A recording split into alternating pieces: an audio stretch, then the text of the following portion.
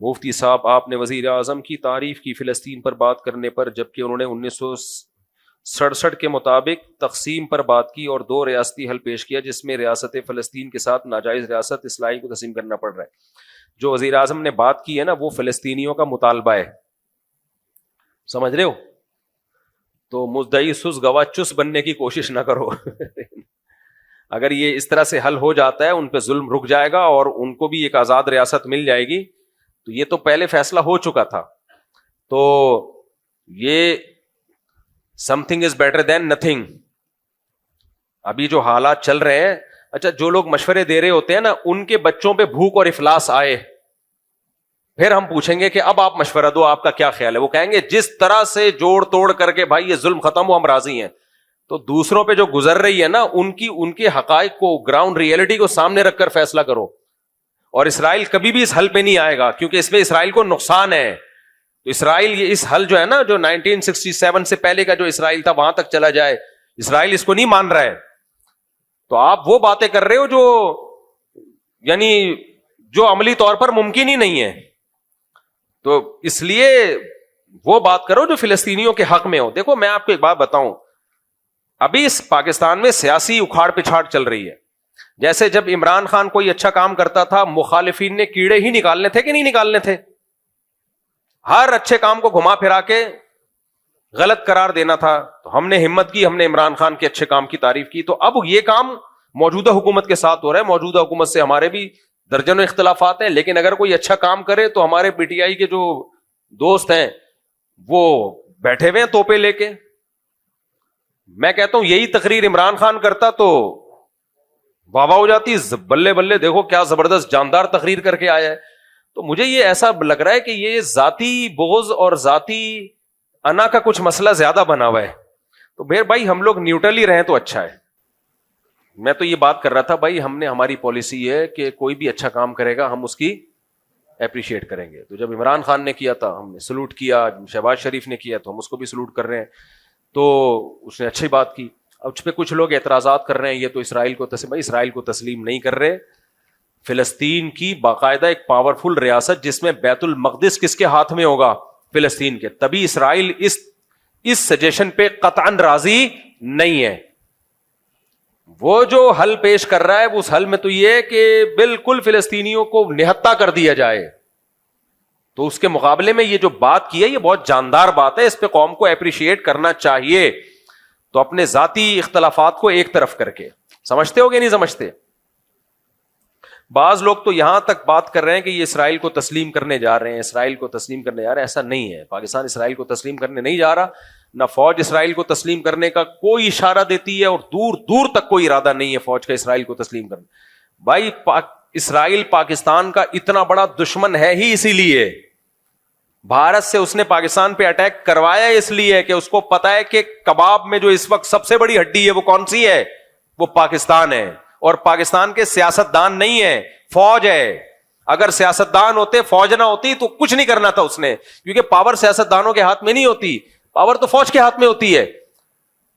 عراق میں فوجی حکومت تھی، اس نے گرائی نا، اب سیاسی حکومت تو بنا دی اس نے۔ اب عراق کی ساری پالیسیاں اسرائیل کے حق میں بناتا رہے۔ صدام حسین کباب میں ہڈی بنا ہوا تھا ان کے، صحیح ہے نا؟ تو اس لیے اسرائیل کے لیے جو اس وقت کباب میں ہڈی ہے وہ پاکستان آرمی ہے، کیونکہ آرمی کا اسرائیلیوں کی بھی ایجنسیاں ہوتی ہیں۔ اگر آرمی کا تھوڑا سا بھی رجحان ہوتا نا ایجنسیوں، اسرائیلی ایجنسیوں کو پتا ہوتا کہ یہ تسلیم کرنے جا رہے ہیں، پھر انڈیا سے یہ کچھ اٹیک وٹیک نہیں کرواتے وہ۔ اس لیے میرے بھائی عمران خان سے آپ محبت کریں، عمران خان کو فیور کریں، 100 دفعہ کریں، لیکن یہ نہیں کہ اوٹ پٹانگ آپ جو بھی حکومت کوئی اچھا مثبت کام کرے تو آپ نے بس اس کے اگینسٹ ہی جانا ہے۔ ڈالر کو اسٹیبل کر لیا ہے فوج نے، ڈالر کو اسٹیبل کر لیا، جس سپیڈ سے ڈالر تباہ ہو رہا تھا نا، گر رہا تھا، وہ روکا ہے۔ اسمگلنگ پہ پابندی لگا کے باقاعدہ فوجیوں کی لڑائی ہوئی ہے بارڈر پہ، جو اسمگلنگ ہو کے جا رہا تھا، فوجی شہید ہوئے اس میں بہت زیادہ۔ تو یہ فوجی جوانوں نے قربانی دی ہے جو ڈالر کو یہاں لا کے روکا ہے، ورنہ ڈالر بے لگام ہو گیا تھا بالکل، کوڑیوں کے یعنی ہماری کرنسی کوڑیوں کے داموں ہونے والی تھی جو حالات چل رہے تھے۔ تو اس لیے بھائی کسی کا کلمہ پڑھنے کی ضرورت نہیں ہے، جو اچھی بات کرے اس کو فیور کرو، جو بری بات کرے اس کو کیا کہو؟ اس کو غلط کہو، بس ختم۔ یہ پالیسی رکھو۔ باقی سیاست دانوں میں تو ہر آدمی کا کوئی ہیرو ہوتا ہے، جو ہیرو ہے اس کو ہیرو رہنے دو، اس کو کس نے منع کیا ہے؟ آپ گورنمنٹ کی طرف سے کوئی پابندی تھوڑی ہے۔ میرے کتنے لوگ ہیں جو میرے بیان سنتے تھے, مجھے بار بار کہ آپ نے وزیر اعظم شہباز شریف کی اس مسئلے میں تعریف کر دی ہے تو آپ کا بیان سننا چھوڑ دیا ہم نے, آپ بھی 2 ٹکے کے آدمی نکلے. جب میں عمران خان کی تعریف کرتا تھا تو بہت سے لوگوں نے میرے بیان سننا چھوڑ دیا تھا کہ آپ تو خود یہودی ایجنٹ نکلے. اور اب میں نے میاں شہباز شریف نے جو اچھا کام کیا اس کی تعریف کر دی تو آپ بھی یہودی ایجنٹ نکلے. جو ادھر والے ہیں وہ بھی ہمیں یہودی اور بکاؤ, اور یہ والے بھی بکاؤ, تو 4 آپ جیسے چند لوگ رہ گئے ہیں. ہو سکتا ہے اگلے بیان میں آدھے گھر چلے جائیں. تو نہ اتنی جلدی کسی سے محبت کرو, نہ اتنی ذرا ذرا سی باتوں پہ کسی سے بدگمانی کرو. اور علماء کے بارے میں تو ایک بات یاد رکھو, علماء سے آپ دین سیکھنے کے لیے آتے ہو, جائز ناجائز سیکھنے کے لیے آتے ہو. تو میڈیکل سائنس کی وہ کوئی بات کریں, آپ بول دو مفتی صاحب غلط کہہ رہے ہیں. میں اگر بولتا ہوں میڈیکل سائنس یہ کہتی ہے کہ یہ کھانے سے طاقت آتی ہے, آپ بولو مفتی صاحب ہیں, مفتی صاحب نے اس دن جو مسئلہ بتایا تھا نا, اوپر والا پورشن بھائی بنائے تو یہ شرعن کیا ہے, یہ ٹھیک ہے. باقی مفتی صاحب نے جو بتایا کہ گوشت کھانے سے مسل بنتے ہیں, جم جانے سے یہ ہوتا ہے, یہ ڈاکٹروں کی فیلڈ ہے, مفتی صاحب سے اس میں غلطی ہوئی ہے, بول دو, کوئی ایسا مسئلہ نہیں ہے. یہ نہیں بولو کہ مفتی صاحب کذاب, دجال, پھینکو, بکاؤ, مفتی صاحب نے جم والوں سے پیسے لیے ہوئے ہیں تاکہ جم کے فضائل سنائیں. مفتی صاحب اس دن کہہ رہے تھے کہ دیسی مرغی کھایا کرو, اصل میں ان کا دیسی مرغی کا بزنس ہے. یہ پھر زیادتی ہو جائے گی. تو اختلاف کر لو, 100 دفعہ کر لو, بھائی ہماری فیلڈ ہی نہیں ہے نا یہ میڈیکل سائنس. اگر بول دوں تو آپ بولو غلط بول دیا, ختم. ہمارے بھی بعض بزرگ ایسے ہیں جنہوں نے کوئی بات کی, ہمارے شیخ حضرت مفتی رشید احمد صاحب, میں ان سے بیعت تھا اور ایسی عقیدت مجھے اب بھی ان سے ہے نا کہ آپ سوچ نہیں سکتے. لیکن وہ میڈیکل سائنس میں ڈاکٹروں کو کہتے تھے یہ الو بنانے کی مشینیں ہیں. اللہ معاف فرمائے. زندگی بھر حضرت نے ایلوپیتھک کوئی دوا نہیں کھائی ہے, زندگی بھر حکیمی دوائیں کھاتے تھے, ہومیوپیتھک اور حکیمی. ایلوپیتھک دوا کے کبھی قریب بھی نہیں پھٹکے وہ. لیکن ہماری رائے یہ ہے کہ یہ ان کی رائے یہ صحیح نہیں تھی, ان سے غلطی ہوئی ہے اس میں. ایلوپیتھک اتنا برا نہیں ہے جتنا ہم اس کو سمجھتے ہیں, بلکہ حکیموں میں فراڈ زیادہ ہے. اور حضرت کی ڈیتھ بھی شوگر سے ہوئی ہے, چیک اپ نہیں کرایا حضرت نے. انہوں نے فرمایا ڈاکٹر کے پاس جانا ہی نہیں ہے, میں گھر میں مروں گا, ہسپتال میں نہیں مروں گا. اور شوگر ہوئی, حضرت مانتے ہی نہیں تھے مجھے شوگر ہے, کیونکہ حکیم آ کے مٹھائیاں کھلا رہے تھے حضرت کو شوگر میں. ہمیں اچھی, میں نے مجھے حکیم کا نام بھی پتا ہے, برفیاں کھلا رہے تھے, حضرت مٹھائی نہیں کھاتے تھے. انہوں نے کہا میں علاج بالمثل کروں گا. علاج بالمثل کا مطلب شوگر ہے تو شوگر سے علاج کروں گا. حضرت مٹھائی نہیں کھا رہے, حضرت کو جلیبیاں کھلا رہے وہ حکیم. تو بھائی بزرگ اپنی جگہ تھے, لیکن ہمارا خیال تھا کہ حضرت کو نہیں تھا, وہ تھے, حضرت کو میڈیکل سائنس پڑھی تھی, حضرت نے ڈاکٹری کتابیں بھی پڑھی تھی, ہومیوپیتھی بھی پڑھی تھی, لیکن کتابیں پڑھنا اور چیز ہوتی ہے, باقاعدہ ڈاکٹر بننا الگ بات. لیکن میں بدگمان نہیں ہوا شیخ و مرشد سے, اب یہ تو جھوٹ بول رہے ہیں معاذ اللہ. نہیں بھائی, وہ انسان ہے یار. جب ہمارے سامنے صحیح مسلم کی ایک حدیث آ گئی کہ پیغمبر صلی اللہ علیہ وسلم نے صحابہ سے کہا کہ نر کھجوروں کو مادہ کھجوروں کے نر کھجوروں کا بھور نہ ملاؤ. صحابہ نے نہیں ملایا, پیداوار کم ہو گئی, کھجوروں کی پیداوار کیا ہو گئی, کم. تو صحابہ نے کہا یا رسول اللہ, ہم نے آپ کے مشورے پر عمل کیا, کھجوروں کے بھور, جو نر کھجوروں کا بھور ہم ڈالتے تھے وہ نہیں ڈالا تو پیداوار کم ہوئی. تو آپ نے فرمایا میں تمہاری طرح کا انسان ہوں, میں جب دنیا کے بارے میں تمہیں کوئی حکم دوں تو تم دنیا مجھ سے زیادہ جانتے ہو, جب دین کا حکم دوں تو اس کو فالو کرنا ہے. تو جب پیغمبر صلی اللہ علیہ وسلم نے یہ بتا دیا کہ بھائی دنیا کی چیزوں کو بتانے میں بشر ہوں تو مجھ سے خطا ہو سکتی ہے, تو مفتی اور عالم کون ہوتا ہے جس سے خطا نہیں ہو سکتی؟ اس لیے میں جو آپ لوگ کو ٹوٹکے طبی بتا رہا ہوتا ہوں, لیمن ڈالو اور اس میں, اس دن آیا نا میں نے کہ اس میں شہد ملاؤ اور اس میں لیمو نچوڑو اور لیمو کو پانی کے اندر آدھا گھنٹہ ڈال کے رکھو, اور اپنے خرچے پہ, گرمی ہے تو ٹھنڈا ٹھنڈا, سردیاں ہیں تو نارمل پی جاؤ, تو ایسا خاندانی صحت ہو جائے گی. تو یہ ٹوٹکا ہے, ہو سکتا ہے کوئی پی کے انتقال کر جائے. سمجھ رہے ہو, یا اس کو ایسیڈیٹی ہو, تیزاب ہو, پتہ چلا وہ السر اس کا کینسر میں تبدیل ہو گیا, کیونکہ لیمن تو السر میں نقصان دیتا ہے.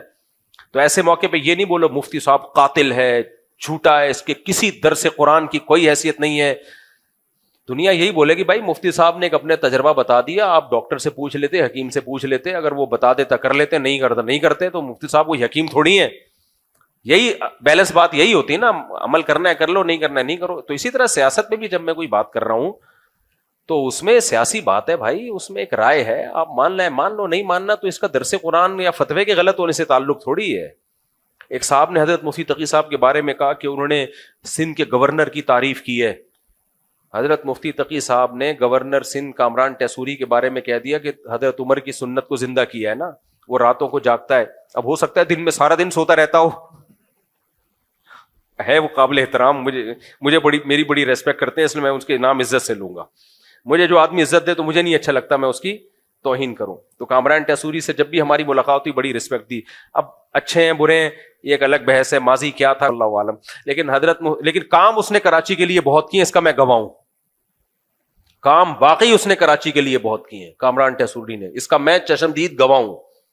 تو اب مفتی تقی عثمانی صاحب نے کہہ دیا کہ یہ حضرت عمر کی سنت زندہ کی ہے, تو اتنے لوگوں کے میرے پاس میسج آئے, مفتی تقی صاحب تو ایسے ہیں. میں نے کہا یار اتنے بڑے عالم نے ایک اسٹیٹمنٹ کہی ہے, ساری زندگی کی عقیدت ایک جملے میں اڑا دی آپ نے. کوئی کہہ رہا ہے بکے ہوئے ہیں, کوئی کہہ رہا ہے حکومتی وہ ہیں, کوئی کیا کہہ رہے ہیں. یہ تو ہماری قوم کا مینٹیلٹی ہے. آپ زیادہ زیادہ بولتے ہیں بھائی مفتی تقی صاحب کے علم اور تقوی کو سلام, لیکن اس جملے سے ہم اتفاق نہیں کرتے, ہماری نظر میں وہ بندہ ٹھیک نہیں ہے. تو بس اتنا کافی ہے. کیا یار بیچاروں کو اب بھی کمنٹس آ رہے ہوتے ہیں مفتی تقی صاحب کی تصویروں کے نیچے, وہی بندہ ہے جس نے حکومت وقت کی تعریف کی ہے. تو مجھے تو بھائی دیکھو, من عادی لی ولیا فقد آذنتہ بالحرب, حدیث میں آتا ہے کہ اللہ کہتا ہے جو میرے کسی ولی سے دشمنی کرتا ہے میرا اس کے خلاف اعلان جنگ ہے, میرا اس کے خلاف اعلان جنگ ہے. تو اس لیے یہ جو الفاظ زبان سے نکل رہے ہیں نا اللہ والوں کے خلاف, علماء صلح کے خلاف, یہ آپ کی نظر میں بہت ہلکے ہوتے ہیں, اللہ کی نظر میں ہلکے نہیں ہوتے, بہت بھاری ہوتے ہیں. تو ہماری رائے سے بھی کوئی اختلاف کر لو, کوئی مسئلہ نہیں ہے. ہم تو شرعی مسائل ہم سے پوچھو. اگر ہم سیاسی بات کرتے ہیں تو میں نے شہباز شریف کی تعریف کر دی کہ اچھا کام کیا ہے, آپ بول دیتے نہیں اچھا کام کیا, ختم ہو گئی بات. تو یہ جو پاکستان نے بہت زبردست فلسطینی موقف کی تائید کی ہے یونائٹڈ نیشن میں, اس پہ حکومت کو اپریشیٹ کرنا چاہیے. حکومت کام نہیں کرتی تو بھی برا بلا کہتے ہیں, کچھ اچھا کر کے آ جائے تو بھی برا بلا کہنا ہے, تو پھر تو اس کا مطلب تم حل چاہتے ہی نہیں ہو. اور فلسطینیوں کی جگہ اپنے آپ کو رکھ کے سوچو کہ تم پہ یہ ظلم ہو رہا ہوتا, اگر شہباز شریف کا یہ بیان غلط ہوتا نا تو فلسطینی کہہ دیتے کہ غلط ہے, ہم اس پہ راضی نہیں ہے. ان کی طرف سے کوئی بیان نہیں آ رہا اور ہم سارے نیک شریف شرفا بن کے فلسطین, ہم تو پورا جو ہے نا یہ تقسیم ہمیں قبول نہیں ہے, تو فلسطینی بولیں یہ قبول نہیں ہے تو پھر ہوگی بات. تو مدعی سست گواہ چست بننے کی کوشش مت کرو. یہ بالکل ایسے ہی ہے, ایران سے ہمارے 100 اختلافات ہیں لیکن ایران نے فلسطینیوں کی مدد کی ہے. اب ہمارے یہاں بہت سے لوگ ایران دشمنی میں کہتے ہیں نہیں یہ نورا کشتی ہے, ایران فلسطینیوں کی مدد نہیں کر رہا, یہ نورا کشتی ہے. ہمارے بہت سے لوگ یہ بات, میں کہتا تھا یہ بات فلسطینیوں کی زبان سے نکلوا دو. فلسطینی کہیں کہ یہ ایران 2 نمبری کر رہا ہے, فلسطینی کہیں کہ ایران میں جو ہمارے لیڈر کو شہید کیا گیا ہے ایران نے مروایا ہے, وہ تو نہیں کہہ رہے اور آپ کہہ رہے ہو. اس کا مطلب ایران سے جو آپ کی ذاتی دشمنی ہے اس کو آپ کسی اور طریقے سے نکال رہے ہو.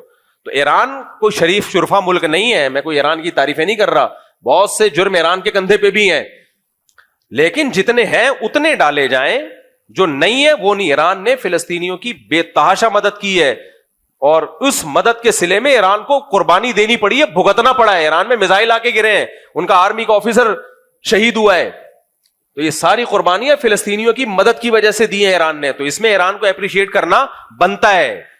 تو فلسطینی کہہ رہے ہیں کہ ہماری مدد کر رہا ہے اور وہ کہہ رہے ہیں کہ ہم بہت کچھ کر رہا ہے, بھی ہر بات یعنی ایسے بتانے کی نہیں ہوتی. تو اس کی سزا بھی ملی ہے ایران کو, واٹ لگا دی ہے ایران کی. تو لیکن ہمارے یہاں لوگ کہہ رہے ہیں ہمیں نورا کشتی ہے, خود ہی مروایا ہے, پہلے فلسطینیوں کے لیڈر کو بلایا اور خود ہی مروا دیا, خود ہی ہیلی کاپٹر گرا دیا, خود ہی یہ کر دیا. بند کمرے میں بیٹھے ہوئے ہیں, منہ میں پان ہے اور تبصرے ایسے کر رہے ہوتے ہیں جیسے پتہ نہیں ان سے بڑا فنٹر اس کائنات میں کوئی پیدا ہوا نہیں ہے. ان کی سورس آف نالج کیا ہے؟ کوئی سورس آف نالج نہیں ہے. تم کس سے ملے ہو یار؟ تم جا کے کسی فلسطینی سے ملے ہو تم, جو تمہیں بتا رہا ہو کہ تو فلسطینی جو ہمارے وزیر اعظم نے جو بات کی ہے فلسطینیوں کا, اس کے خلاف کوئی بیان نہیں آیا. لیکن اسرائیل اس کو کسی قیمت پہ تسلیم نہیں کر رہا ہے، کیونکہ اس اسرائیل کو پتا ہے میرا اس میں نقصان ہے. تو اس لیے یہ اچھا اقدام کیا ہمارے وزیر اعظم کی طرف سے، اچھا اقدام ہوا ہے. باقی جو بھی یہ کہا کرے نا نہیں یہ تو غلط تقسیم ہو رہی ہے، تو ان سے کہو ٹھیک ہے، تمہارے بچوں پہ جب یہ ظلم ہونا اور بھوکے شہید ہو رہے ہوں اور یہ قحط زدہ حالت میں وہ مبتلا ہوں، پھر تم کہنا کہ نہیں ہمیں وہ یعنی اتنا ایریا چاہیے جو عملی طور پر جس کا امکان ہی نہیں ہے. جن کے بچے شہید ہو رہے ہوتے ہیں، جو بھوک سے تڑپ تڑپ کے جانے دے رہے ہیں، ان کی زندگیوں کو سامنے رکھ کر آپ فیصلہ کریں. یہ ایک ایسا ہے کہ ایک جگہ ایک صاحب جو تھے نا، ایک لڑکا تھا نکاح کرنا چاہتا تھا، تو لڑکے کے بھائی نے لڑکی والوں کے سامنے وہ شرطیں بیان کی کہ چھوٹے بھائی کو یقین ہو گیا کہ یہ لڑکی والے یہ شرطیں مانیں گے نہیں. اب وہ کہہ رہے کہ یار اس سے تو میرا رشتہ ہی ختم ہو جائے گا. بڑا بھائی کہہ رہے نہیں، میں تجھے مروانا نہیں چاہتا، میں چاہتا ہوں ابھی سے یہ شرطیں لکھوا لوں تاکہ بعد میں تو سکون کی زندگی گزارے. چھوٹا کہہ رہا ہے سکون گیا تیل لینے مجھے یہ لوگ ان شرطیں مانیں گے ہی نہیں، میرے تو یہاں شادی نہیں ہوگی. تو یہ بعض دفعہ ایسا ہوتا ہے، وہ کوئی خیر خواہ بن رہا ہوتا ہے، آپ کو کہہ رہا ہوتا ہے کہ بھائی یہ بہت یعنی اس میں یہ ہے، تو اس کو پتا ہوتا ہے بھائی یہ عمل ہی نہیں ہوگا اس کے اوپر، تو یہ میرے ہاتھ سے یہ جو پیکج ہے نا یہ نکل جائے گا. تو اگر یہ حل ہو جاتا ہے تو فلسطینی سکون میں آ جائیں گے. بیت المقدس کس کے ہاتھ میں چلا جائے گا؟ مسلمانوں کے پاس ہوگا. اصل تو بیت المقدس ہے، وہ لینا ہے ہر قیمت پہ. اس لیے میرا خیال ہے کہ شہباز شریف نے اچھی تقریر کی ہے، تو وہ آپ اختلاف کرو 100 دفعہ، لیکن کام خاندانی ہو گیا ہے.